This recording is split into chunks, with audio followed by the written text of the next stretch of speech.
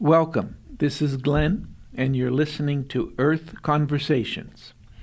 Earth Conversations is about engaging thoughtful individuals in meaningful conversations that connect their interests and insights to the vision of a thriving, beautiful planet. Today's interview is with Andy Kerr.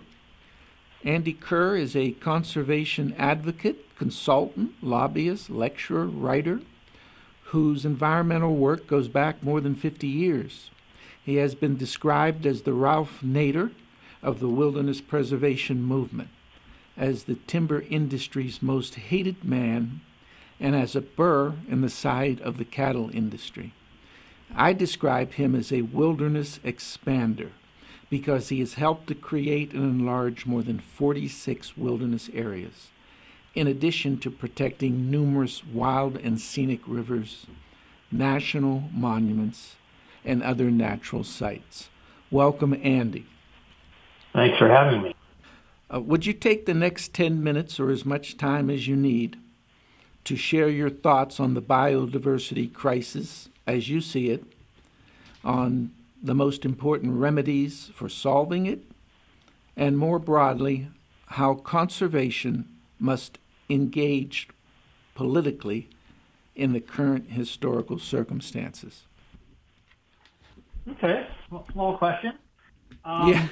Well, we're in the eighth great extinction, scientists tell us, and this extinction isn't due to, meteorites or anything catastrophic, volcanoes. It has to do with us humans. We, with our opposable thumbs and larger brains, have invented technologies that allow us to exploit the Earth far beyond the capacity of the Earth to sustain such exploitation. The result is species are going extinct. So why is that important? Well, the argument is that it isn't important.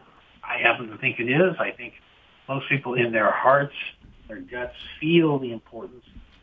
If nature is working properly, that kind of means the Earth and our environment is working properly. It is not.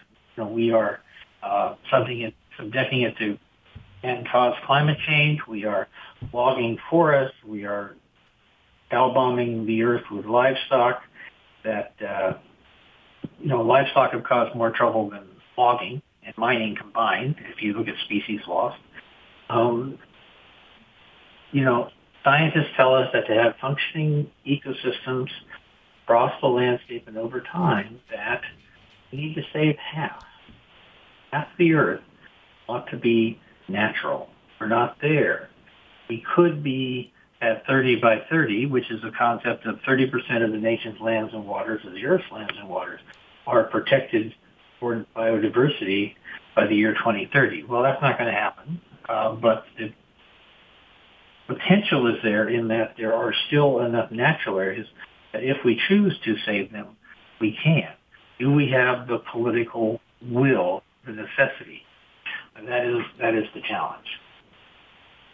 Are we going to be complacent, and are we going to just go, well, bad administration, nothing we can do about it, and let's just go have a party? Tempting, pretty bad administration, but we got to do things. And how do you bring home the biodiversity crisis, nature crisis? At the same time, we have a concurrent climate crisis. They're related because a lot of the carbon in the atmosphere has come from the exploitation of natural ecosystems. The destruction of wetlands, the destruction of forests have resulted in vast amounts of carbon into the air, significant percentages compared to what's come from the burning of fossil fuels. So we need to quit burning fossil fuels, and we need to let nature heal and regrow, let forests grow back. But how are we going to do that with all these people? There's a new book out, I don't remember the name of it right now, but basically it's an economist from Texas who argues that with the Earth's population of humans is in decline or going to be in. Not yet, but it's going to peak and go down. People aren't having any kids. And so how do we, is that a problem? He argues it's a problem and says it's an environmental problem. It's not an environmental problem. It's an economic problem. It's a social problem. Well, the economic problem is because our economics of Western capitalism is basically a Ponzi scheme, dependent on ever growth. And population increase, as well as consumption increase, or the economy is failing. Those two things happen. Well, we have too many people. I look forward to a reduced population. Unfortunately, I'll be dead and won't be able to enjoy it. But, we need to leave room for nature, and we aren't doing that. How do we do that? Well, it's basically public policy. We need to protect more wilderness areas and wild and scenic rivers, establish more national monuments and national parks, and we need to not do any more oil and gas development. And, there's a whole list of things to do, but is there a will to do it? Part of the time is that we are developing, I'm optimistic, pessimistic the other time. How do we, with technology, there's low carbon technologies for energy that's very viable. We now have an administration, however, that is, increasingly pro fossil fuels at a time when that's just something the earth and society cannot afford. So I'm optimistic that these new technologies are coming. Will they come fast enough? We are cleaning the air, we're cleaning the water. At the same time, we are consuming more and more. So how do we get there? There's no magic bullet. If it was an easy solution, it would have been solved. So it takes a change in attitude, a change in perspective, and what's important to you. Is that new big car? Can you get by with a smaller car? Do you need a car at all? We need fundamental and radical transformation of our economy and our society. And that sounds scary, but it needn't be, because it can be better. We can be healthier. We can work less, and we can have more time for ourselves and our communities if we just dial it back. We have a consumption economy that just tries to match. And we got to dial it back. So that's a start. All right. Thank you very much. Now, you mentioned the half Earth, and I'm sure you're familiar with E.O. Wilson's book called Half Earth. And in that book, he speaks of strictly protecting. And that's a quote, strictly protecting half the earth. But it's not clear to me what that means. What do you think it means? Well, let me give you an example. The Biden administration talked about, they endorsed the concept of 30 by 30, which was 30% of nature, the nation's lands and waters, should be protected by 2030. Okay, well, what is it now? Well, if you look at the United States Geological Survey's protected area database, generously, it's about 17% of the land. We'll set aside the water for. Is that strictly protected? Yes, they have classifications of. Is it dedicated to the conservation of biodiversity? Mm-hmm. And so recently, California just did its progress report on 30 by 30 that said, hey, we're there, we're getting there, and they cite a bunch of stuff. And everything they cite is not strict protection. A more egregious example, last year, the state of Maryland announced it had achieved 30 by 30. It had achieved 30 by 24. How did they do that? This is Maryland. There's not a lot of federal land. There's no national forest. How could they? There's not a lot of wildlife refuges, and parks and monuments and things like that. How could Maryland do it? Well, what Maryland did is added up acres of anything that it did through government policy or voluntary action that was less than 100% exploitation. They called that conservation and added the acres to come up with 30 by 30. So where there's a easement on a piece of land so it cannot be developed but continue to be farmed, they call that contributing to 30 by 30. Well, it's farmed. It's still a monoculture. It's not dedicated to biological diversity concept. It's just no longer dedicated to full-out paving with parking lots and buildings. So that doesn't count. And so and the Biden administration was doing the same kind of funny accounting where they would say anything that, they were counting urban parks and open spaces that are monoculture lawns and planted with exotic tree species. They're very nice. They're open spaces and they're parks and, they're wonderful places to go have a picnic and play Frisbee, but they're not dedicated to the protection of biological diversity. So there's a definitional issue here. I'll also state again, 30 by 30 is a political goal. It really needs to be 50 by 50 or half Earth. And that's when you look at the scientific literature behind that rationale.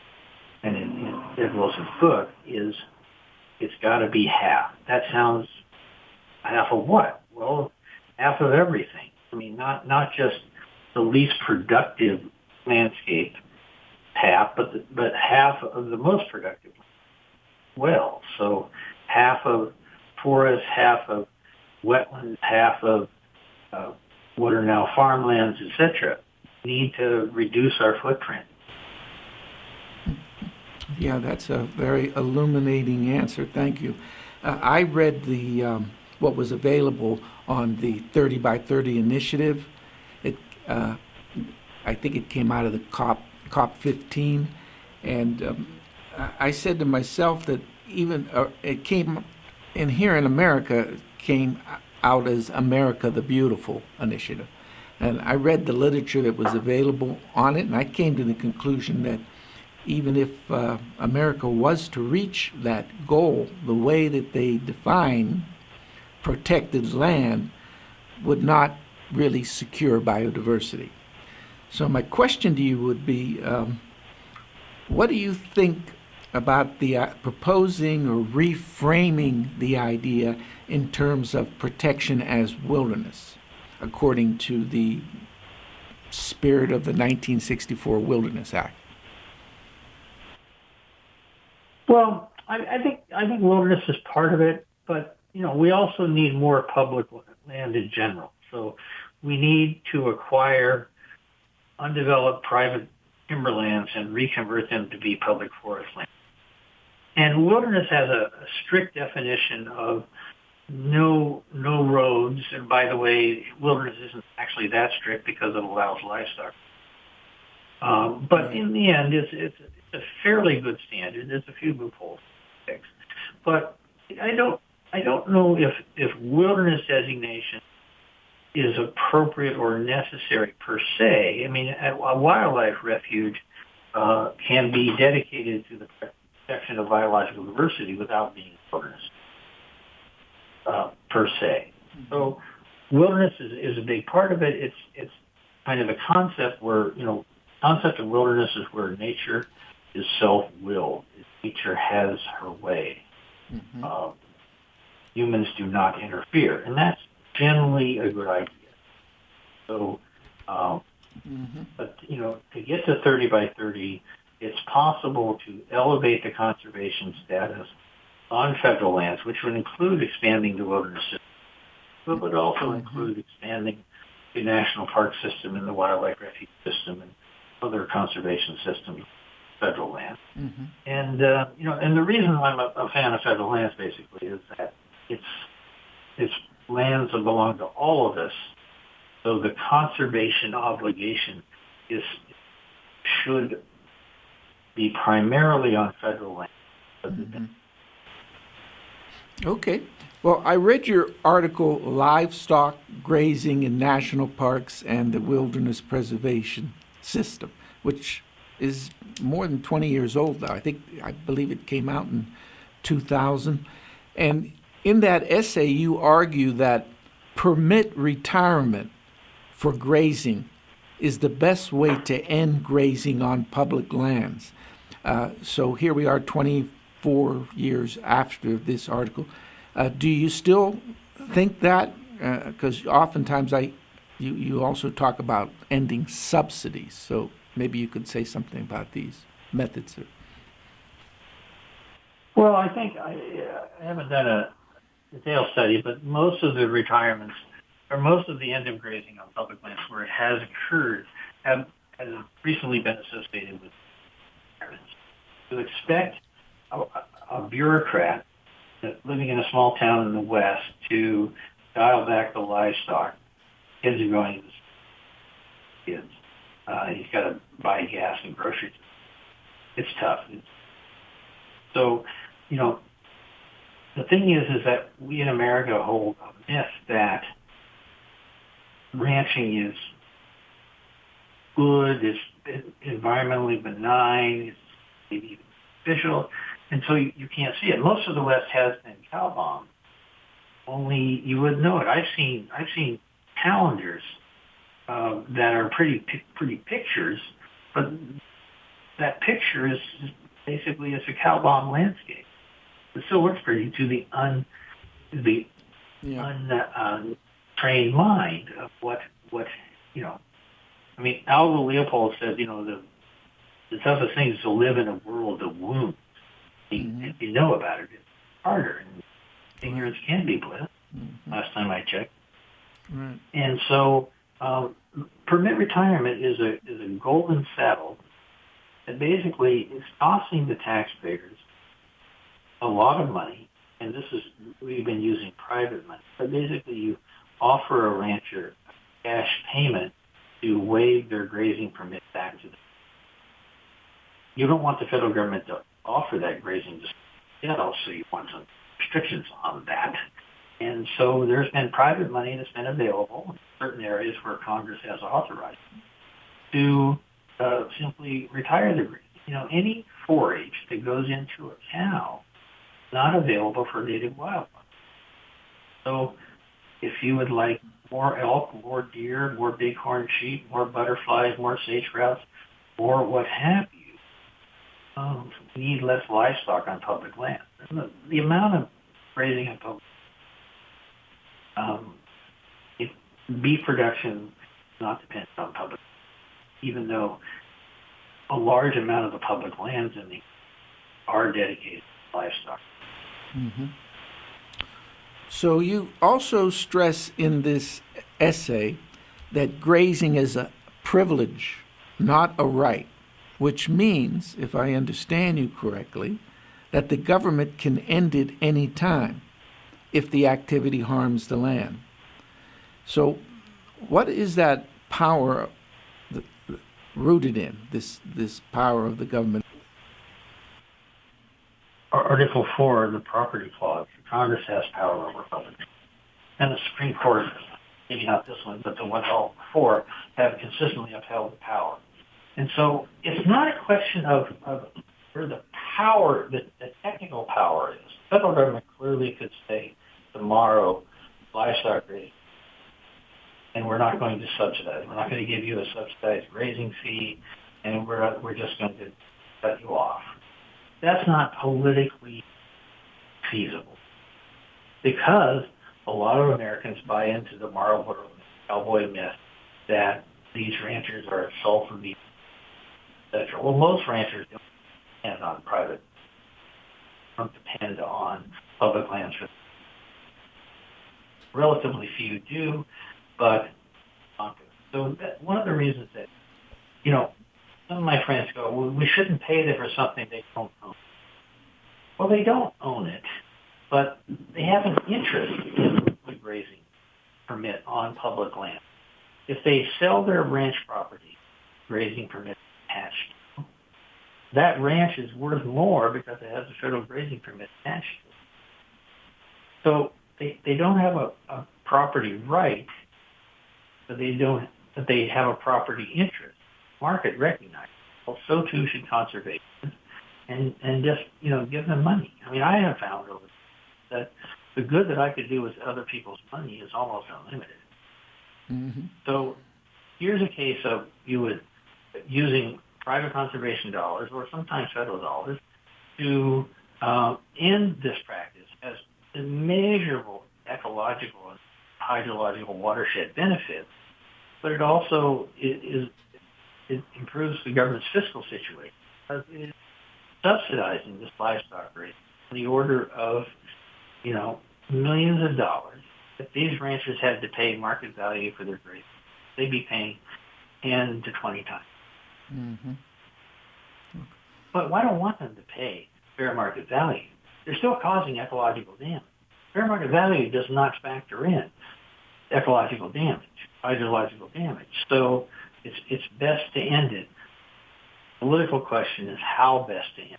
Mm-hmm. And I have found that giving these ranchers a golden saddle. Most of these ranchers who own public land, they have kids that ran away from home 40 years ago that aren't coming back to run. So the average age of a federal permit is literally older than retirement. Mm-hmm. And so there's a transition going on. How can we accelerate it and smooth it? And voluntary retirement of federal grazing it's a ecologically imperative. It's economically rational. It's fiscally, it's socially just, and it's politically pragmatic. Mm-hmm. So we should be doing more. Okay. So it is scientifically clear that grazing does harm to our public lands, and what you call cow bombing, a very graphic example of such harm, and you might want to explain this to our listeners. But do you think that the major environmental organizations should come out clearly and call for an end to grazing on public lands? Yeah, sure. And they should for an end of logging and of other destructive activities, mining, etc. Some do, some don't. The environmental community is also, we love biological diversity. We aren't as tolerant of political. So there are different theories of change and approaches. In some groups, like environmental defense, they very much want to work with corporate data. They believe that's the best way to achieve. They have done some good.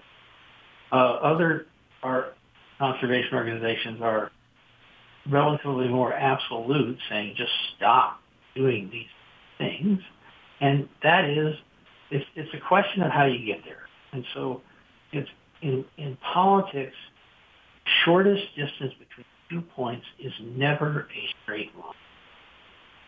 Mm-hmm. You get there by going around obstacles, over them, sometimes right straight, Mm-hmm. sometimes around them. I believe you also say in this early essay that most private ranch land should be reconverted to public land. How might that happen? I mean, short of something like the right of eminent domain, or what do you have in mind when you say that?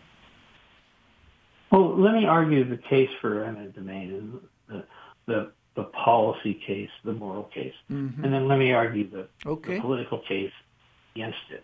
And that is, the government has the power on the nation of eminent domain. The idea is that government has power. Now, we have a provision in our Constitution that requires that if your property is taken for public purposes, that you must receive just compensation. I'm all for that. And just as we have a system of highways system of power lines and things like that, all of which were built using eminent domain, government action, government authority to take land, whether the person wanted to sell it or not. We also need a system of natural areas and wildlife corridors and things like that are just as important as highway corridors, arguably more so depending on your point of view. But it's a beneficial societal goal. So clearly the government has the power to use eminent domain. The question is whether it's politically feasible to use eminent domain. Well, sometimes. The reason there's a Shenandoah National Park is because of the use of eminent. It was private land in the Shenandoahs that the Park Service said, federal government said, we think there should be national parks in the West where there's public domain. We're making them. We're carving them national parks.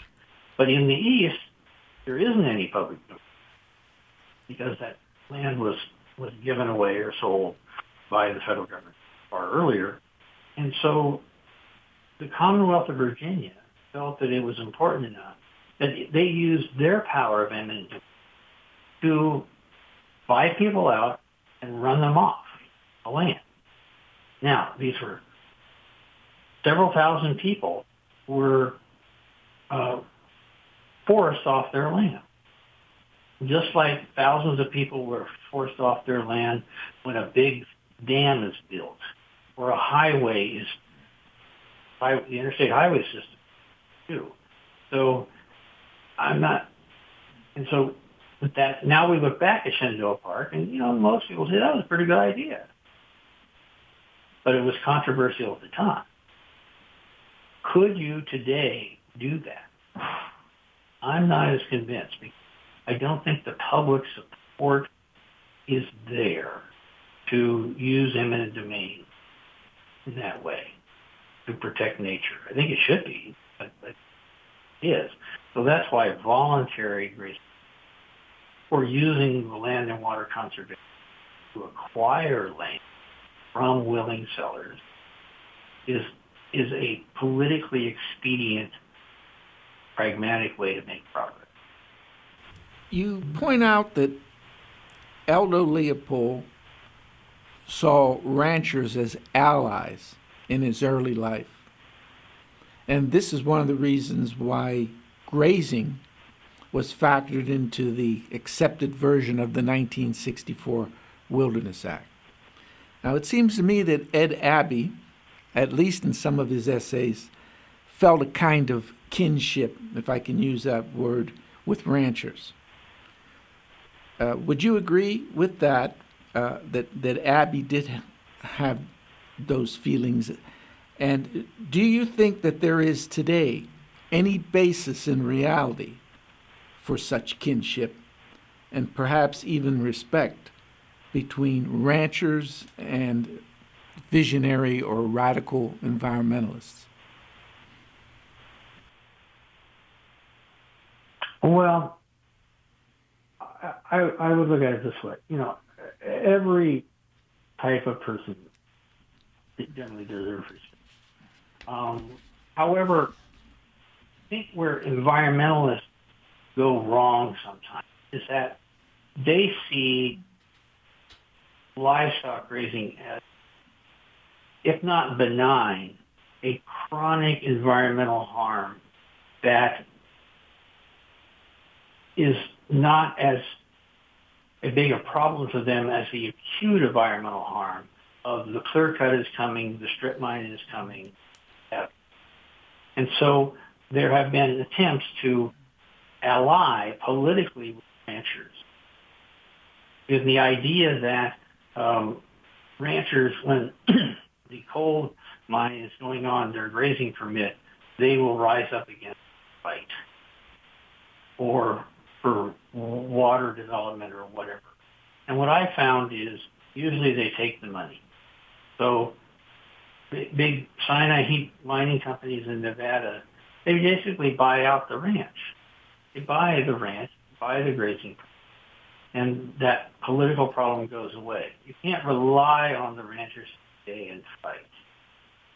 They have an out. But also, I think the environmental community needs to come to grip with that livestock grazing has caused more harm to the earth, bulldozer and the chainsaw combined. More species are on the endangered livestock grazing than because of mining or logging. And it's so pervasive that it's kind of hard to see. Mm-hmm. So, Yeah. everybody kind of fantasizes, well, I'd like to have a little ranch, maybe run a few head. That's not my fantasy, but a lot of people have that. And not as many people have fantasy, I want to be a coal miner. So, but ecologically, hydrologically, watershed, you're causing a lot of trouble, either one of those.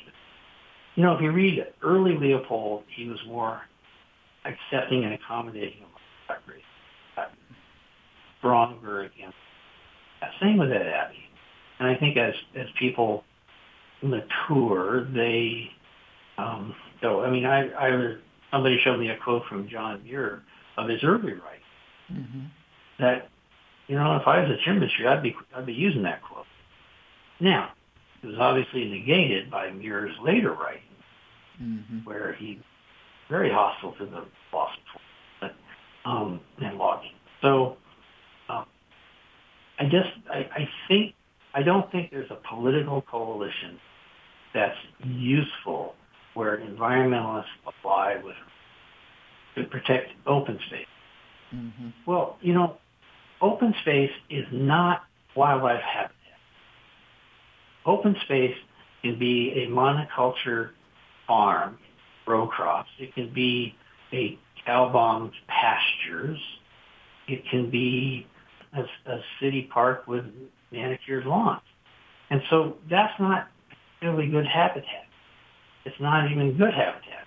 But yet, we sometimes conflate societies, policymakers, sometimes conflate open space with nature conservation.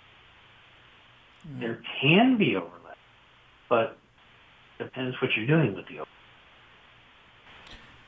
Take a minute and explain the concept of cow bombing for those who are not familiar with it. Well, it's sort of an attempt at an analogy or metaphor, but basically you have these 800 to 1,000 pound animals that excrete 10% of their body weight in feces and urine daily. So you have these very inefficient, non-native herbivores that are pushing out native herbivores much more ecologically efficient. And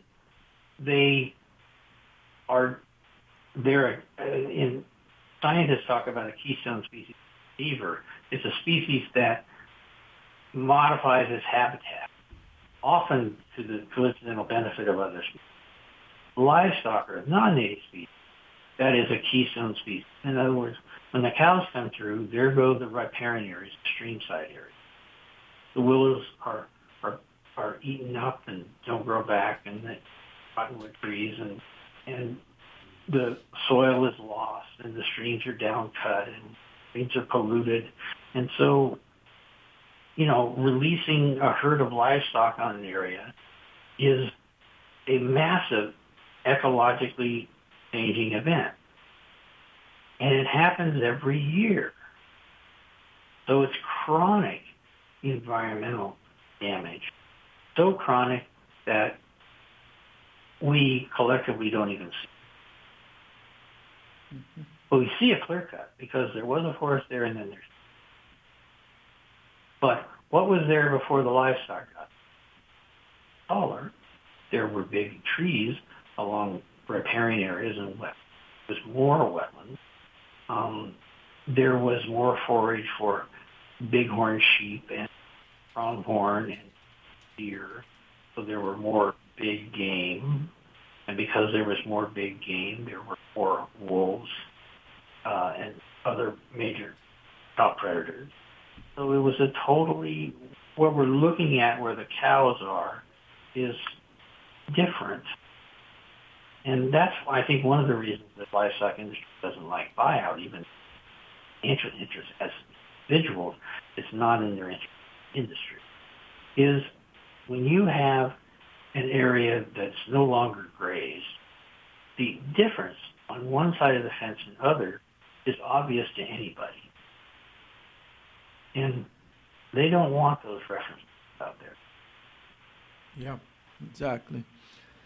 In your most recent blog, The Public Lands Conservation Legacy of Senator Ron Wyden, you say, among many excellent things, and I quote you here, millions of acres of Forest Service wilderness study areas, inventoried roadless areas, and uninventoried roadless areas ought to be in the National Wilderness Preservation System. And, end quote, and likewise you say something very similar regarding BLM lands. Now, what is the best way, in your judgment, to move this idea forward? The only way to get a wilderness area is through an act of Congress. Now, the good news about an act of Congress, the only thing more difficult in getting an act is undoing an act of Congress. Not impossible, but an act of Congress is the strongest form of conservation policy. I do know, I once learned about nature reserves in the Soviet Union. There was a shoot-to-kill order. So, there's other kinds of governments, ways to protect nature that I'm not endorsing. But, so a wilderness area, it takes an act of Congress. How do you get an act of Congress? Well, you got to count up the votes, number of votes, 218 in the House and in the Senate, and you got to have the local senators from that state want to do it. Politically, the nature of the Senate in particular, it doesn't happen unless the senators want it. And so senators have to want it because they see it in their political interest. And it often is in their political interest. Now, as the Congress has become more hyper-partisan, even though you have local members of Congress, even a few Republicans, there's not many left, that were supportive of wilderness, the leadership of the Republican Party, House in particular, wouldn't let those bills go through committee. So we are now in a situation where I don't think we have the votes of Congress to pass the Wilderness Act today. But that's also true. The Wilderness Act in 1964 would not pass. I think it's also true of the Medicare Act of 1965 and the Civil Rights Act of 1964 and the Social Security Act of 1935 and a whole bunch of other laws that the American public is strongly in support of because we have a dysfunctional. And what we have learned with the trifecta, with the Democrats not in power in the House, Supreme Court, in the Senate, or the White House, is a lot of what conservationists have relied on is going away. And so I have also argued in my public lands blog, is the conservation movement needs to get more political. If you look at the National Rifle Association, National Organization, women, every other social change, social welfare, they're organized around a tax status that will go wonky here for a second, called 501c4, which is a provision in the United States Internal Revenue Service Code that says you can lobby all you want. You can make campaigns. You can do a bunch of stuff. Where the conservation community singularly is primarily organized under another provision of the revenue called 501c3. Well, and the advantage to that is contributions given to that organization are tax deductible to the donor. So the donor gets a tax, but the organization can't and lobby in a limited amount. It can't talk about elections at all. So it's basically trades a significant part of its First Amendment so its donors can get tax protection. But yet look at our opponents, look at social change entities across the spectrum. They don't organize themselves that way. So we're getting our ass kicked in elections. 65 Democrats voted for a bill that conservationists were opposing regarding wildfire machinations on the public land. They didn't pay a price. Democrats take environmentalists for granted. So until the environmental movement gets involved in elections and make politicians pay a price voting against them, our situation is not. Mm-hmm. Yeah, I read your idea, changing the status of environmental organizations on your blog. I recommend other people take a look at it. You can find it on Andy Kerr's blog on public lands, I believe it's called. If you just go to andykerr.net, okay, you can sign up. Good. So in 2020, Colorado voted to reintroduce wolves, Proposition 114. In 2024, Colorado voted against stopping the trophy hunting of mountain lions, Proposition 127. This unfortunate result surprised a lot of environmental organizations. I was personally surprised that the people would vote against stopping the trophy hunting of mountain lions. But that's what happened. In the light of this result, do you think that new ballot initiatives for worthwhile wildlife issues is a good path right now? Well, it depends. Depends on the issue, depends how it was framed, depends on the amount of money that was spent against you and the amount of money that you spent for it. Most environmental ballot measures, if they get on the ballot, environmentalists, we get something on the ballot and we get the signatures and it looks very good in the polls, but then we do not have the money. And I'm talking, did we have millions of dollars before we filed the signatures? Millions of dollars to put it on the ballot because that your opponents are going to spend millions of dollars against. And so you don't need to outspend them one-to-one. You need to have enough money so the voters hear the merits of your issue. But if they only hear the other side defining the issue,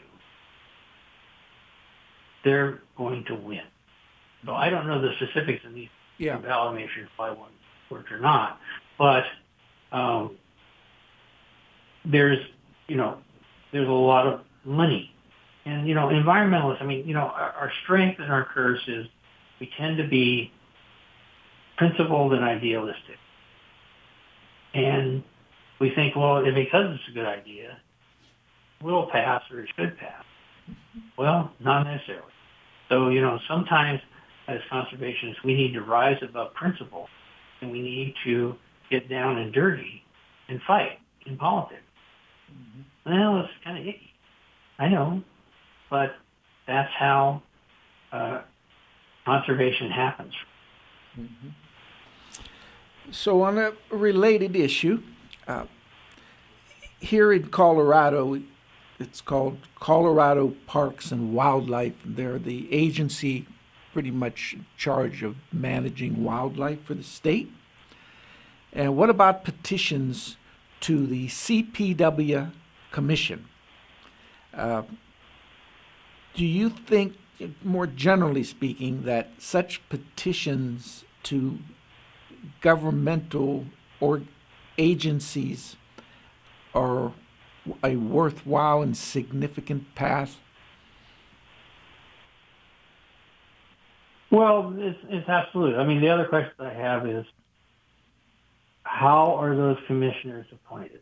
Yeah. Are they appointed by the governor and confirmed by the Senate? There's 11, it's an 11-person board. They are appointed by the governor. But here's the interesting thing.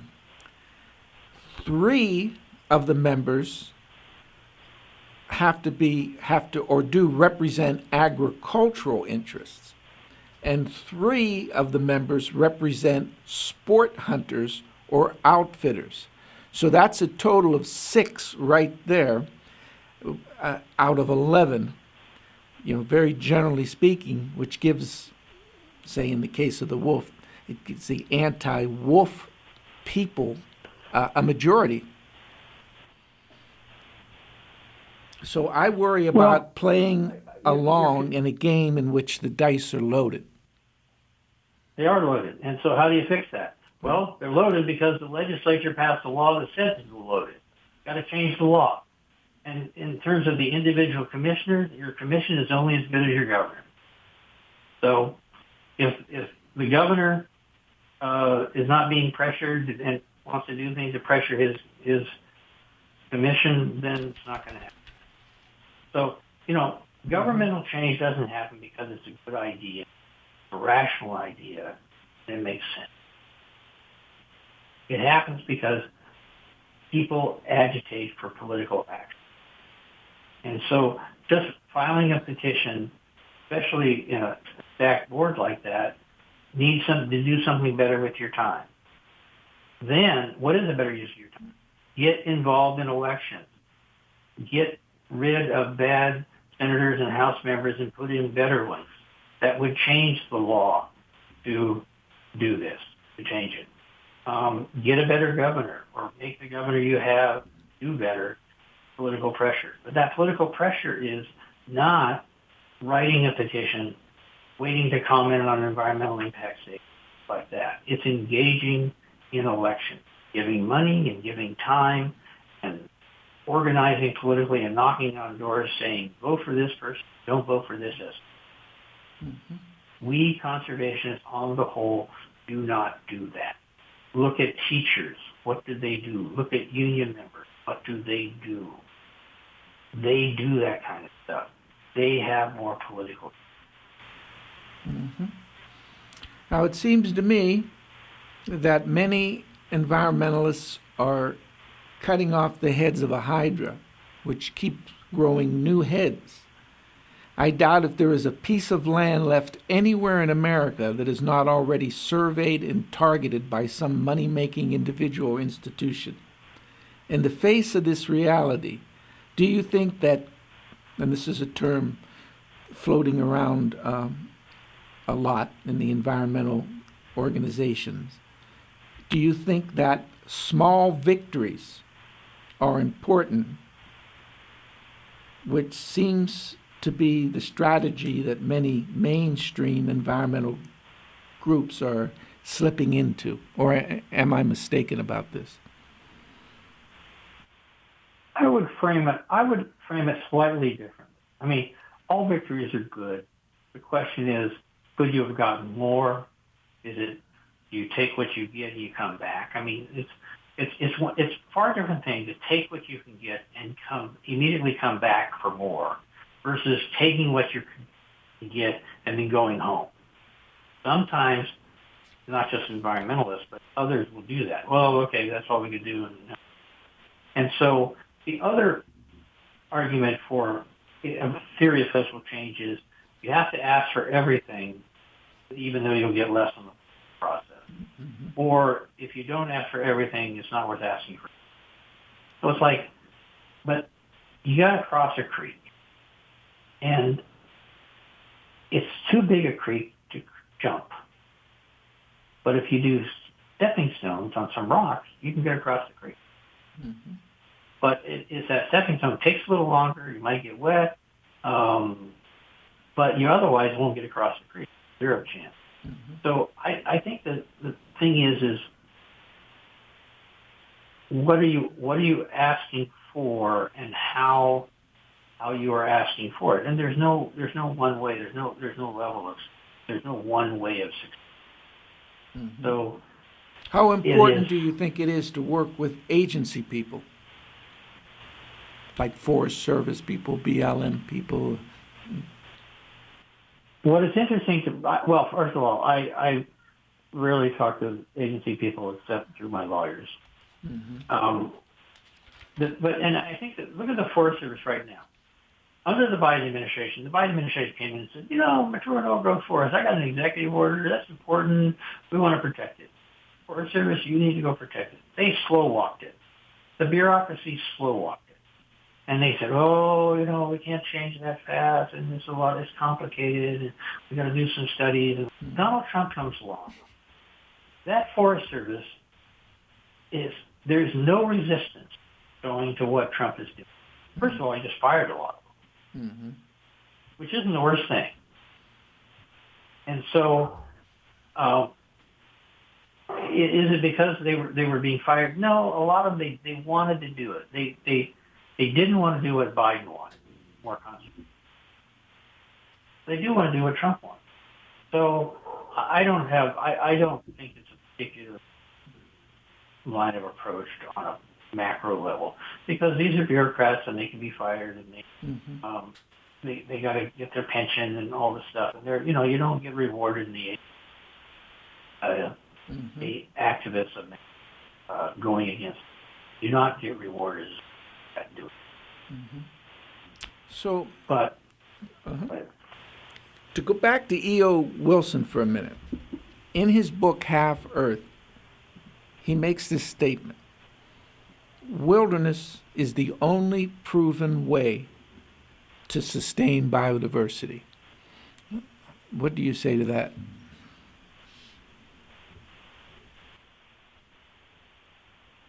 Well, it's I got to look at the context, but I mean wilderness as the Wilderness Act of 1964, or wilderness as a concept. Well, because it's not if really wilderness clear. as a concept, I agree. Because the Wilderness Act of 1964, I do not. Because the Wilderness Act of 1964 grandfathered in livestock raising. And so you say we have these wonderful, beautiful wilderness areas, and we do. But if there are cows there, the grazing can continue, and it's continued now well over 50 years. And so in that case, it is not protecting biodiversity, at least when it comes to livestock. Yes, there's no logging. Yes, there's no loading, mining, all good things, but there is cow bombing going on. Yes. So, wilderness in concept, yes. And there's a tension here, and some people, man is part of nature. I don't really buy that.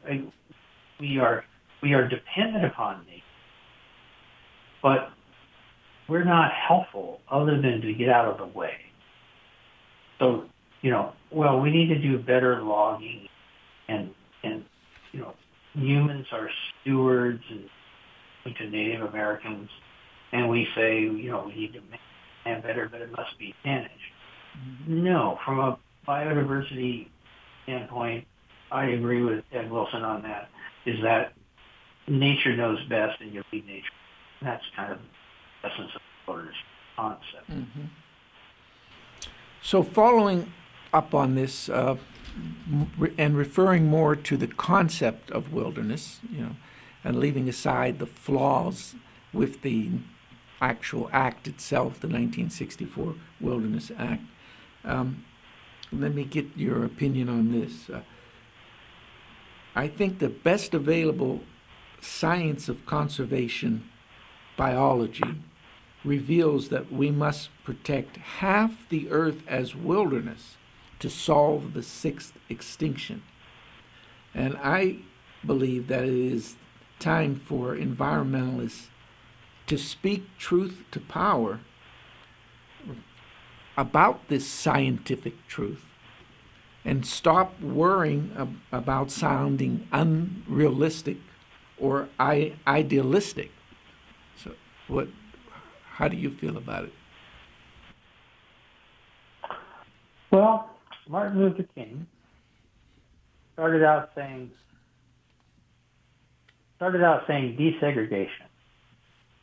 He didn't say integration. So Martin Luther King, who I greatly admire, was an incrementalist that I think you're challenging that the conservation community should not be. So it depends on the size of the increment. Speaking truth to power is good, always should be an option, but if they're not ready to hear it or they shoot you, then another way of speaking. Gandhi, Hitler talked to a British diplomat prior to World War II and said, he was talking about the Gandhi problem. Hitler basically asked the British diplomat, why don't you just shoot him? Mm-hmm. And yeah, the British diplomat was appalled, even though they're quite a colonialist power at that time and all that stuff. But that was just beyond where they would go. And Gandhi knew that. He chose nonviolence because it would work. Probably the only thing that could work, given the British colonial system. Had it been a Nazi system, Gandhi would have chosen something else, or he would not be relevant in throwing off the yoke of the Nazis in occupied India. So it is somewhat situational. You have to know your enemy and understand it. And just saying something is true isn't get you that much closer to it becoming true or being implemented. Yeah. Okay. We're coming to the end of our time, but I want to ask you one more question along these same lines, and then whatever time is left, you can say whatever you like to say. So my final question to you is along these same lines. A German philosopher, Rudolf Biro, I don't know if you've heard of him. He was one of the co-founders of the Green Movement back in Germany in the 80s. He argued that we need a twofold approach to solving the ecological crisis. And he said we need a politics of emergency, which basically seeks to put out fires, short-term, immediate problems, and we need a long-term visionary goal. And the former, without the latter, is futile. That makes sense to me, and I wonder what you think about that. Well, I think I generally agree. But your house is burning down.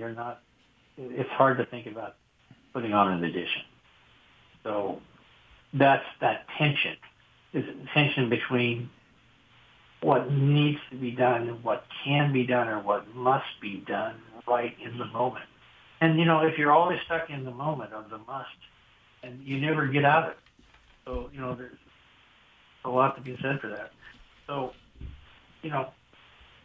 I think my argument would be that rather than arguing over the nuances of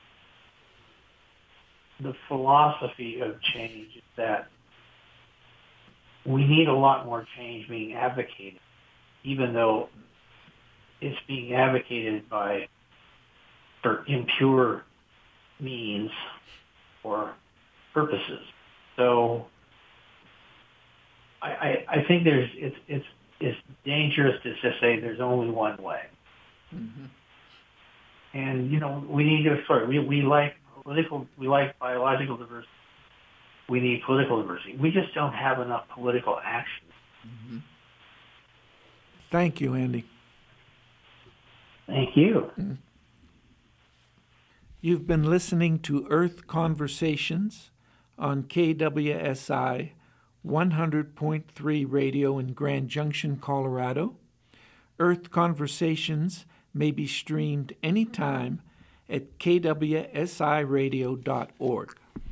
Views expressed in this program do not necessarily reflect the views of KWSI or the nonprofit that operates KWSI.